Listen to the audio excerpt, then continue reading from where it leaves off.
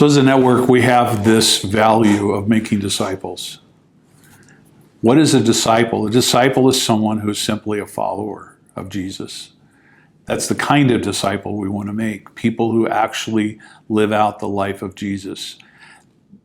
Information is important, doctrine is important, the scriptures are important.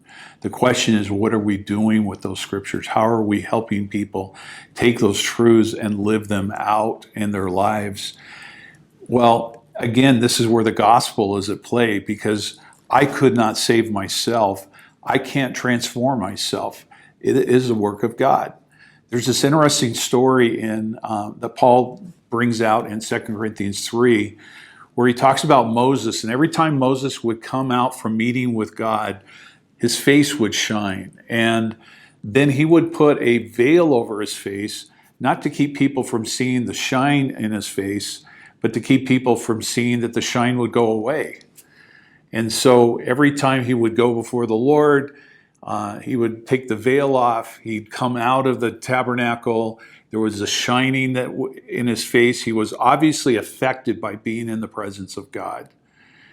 And Paul takes this same story and he says to us who are followers, if the law was glorious, even in those moments, but it didn't sustain, how much glory is it when you have received the Spirit of God in your life?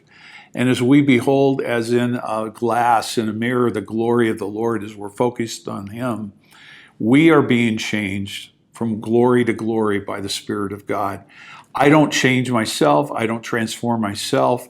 Part of making disciples is coming to the understanding that the gospel that saved me is the gospel that will transform me and change my life. And that happens through the work of the Spirit of God. So it is not, the story of the gospel is not God saved me and gave me a ticket out of hell. Now I got to try really hard not to look like I'm living in hell.